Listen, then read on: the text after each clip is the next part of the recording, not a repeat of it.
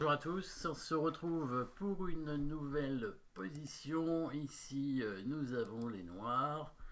Et on remarque rapidement les rocs opposés, avec le petit roc pour les noirs, le grand roc pour les blancs. Position où les blancs ont le roi plus exposé, étant donné qu'il n'y a pas vraiment de pion devant le roi, à part un pion adverse, hein, donc c'est quand même assez embêtant. Quand même, bon, il y a quand même des pions, hein, qui protègent, puisque le pion A3 est là pour bloquer la tour A8. Heureusement, il y a le fou qui défend. Le pion D4 est là aussi, quand même. Donc, il y a quand même un petit peu de défense. Fou de couleur opposée avec les dames sur l'échiquier, et donc ça veut dire que la protection du roi est essentielle dans la position. Et ici, évidemment, le roi blanc est beaucoup plus exposé que le roi noir. Donc là, les noirs ont clairement un avantage et ils vont le transformer en un avantage décisif grâce à un bon coup, évidemment, hein, les fameux coups forcés.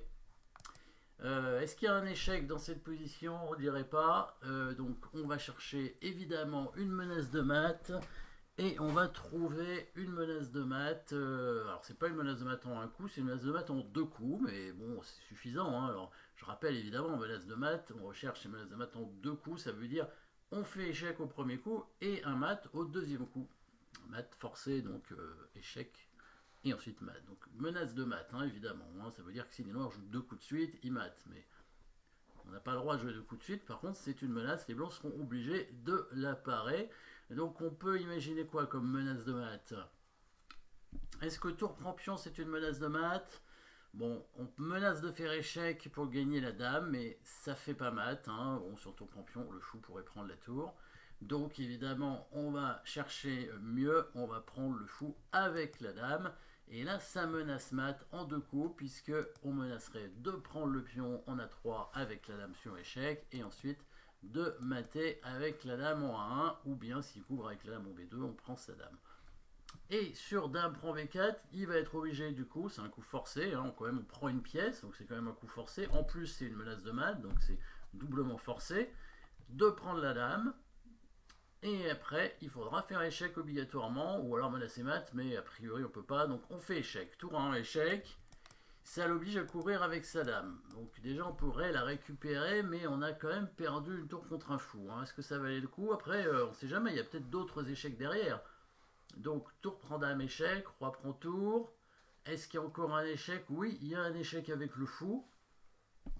Le fou qui peut donner échec en E4. Le roi va bouger, alors soit en C1, soit en A1 ou en A2. Donc trois cases possibles.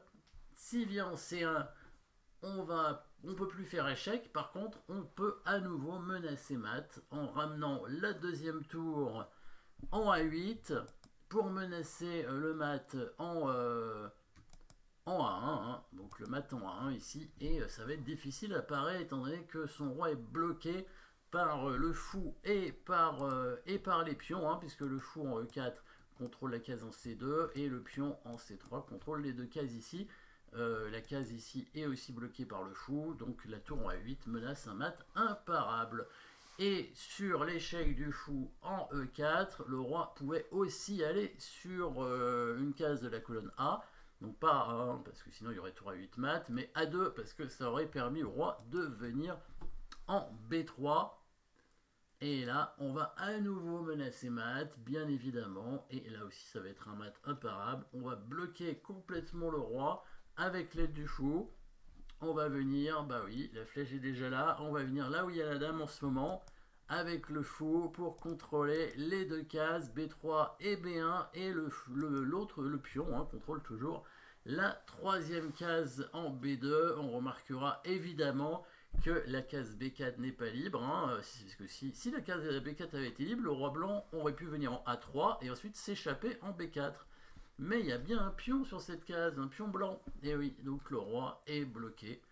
Et c'est là où on retrouve le coup forcé, la menace de mat, hein. C'est trouvable, hein, puisque menace de mat, on le trouve assez rapidement, que c'est pratiquement la seule dans la position. En plus, on prend une pièce, donc c'est vraiment un coup forcé, il est obligé de reprendre. On fait échec, c'est encore un coup forcé, il est obligé de couvrir. On prend tout simplement sa dame. Alors, il peut ne pas prendre la tour, hein, et bien sûr, bouger son roi. À ce moment-là, on a quand même gagné un fou. C'est son meilleur coup. Hein. Ce serait de bouger son roi en C2. Mais bon, là, on devrait gagner sans trop de difficulté. On peut prendre un pion. On peut défendre notre pion, d'ailleurs, hein, en échangeant ici, par exemple. Et en mettant la tour en C8, ce qui nous permet de conserver notre pion. Sinon, peut-être qu'on peut faire un échec ici, avec un autre échec de la tour comme ça. Ça paraît peut-être un peu mieux, effectivement. Le roi vient ici, et là on peut faire échec avec la tour en B2. Et s'il vient en E3, on va faire échec encore avec la tour en C3. Et s'il prend le fou, il est mat. Bon, c'était pas une variante forcée, et bon, il y avait d'autres façons de gagner, bien sûr, avec les Loirs, mais en tout cas, c'était la meilleure suite, hein, avec que des échecs, donc que des coups forcés. Donc même s'il prend pas la tour, finalement, il va se faire mater très vite. Donc, bon, il tente de prendre la tour, évidemment. Dans la partie, c'est ce qu'il a fait. Le fou vient en E4, comme prévu. Et là, donc, comme on a vu, sur roi C1, coup de la partie, la tour vient en A8 et le mat ici est imparable. Et sur l'autre coup, roi A2, le fou va venir bloquer le roi blanc de cette façon, hein, avec blocage complet. Hein. Alors, encore une fois, le pion ne serait pas en B4, ça n'aurait pas fonctionné. Hein. Le roi aurait pu monter en A3 et se trouver la case en B4, mais là, il n'y a plus moyen de s'en sortir. Le roi est bloqué, c'est une sorte de mat du couloir, hein, sur la colonne ici.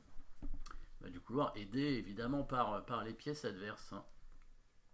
Voilà, jolie petite combinaison avec un sacrifice de dame. Hein. Toujours jamais évident à voir en tout cas, hein, ce genre de coup, pas évident. Merci d'avoir suivi cette position. N'oubliez pas de vous abonner et à très bientôt.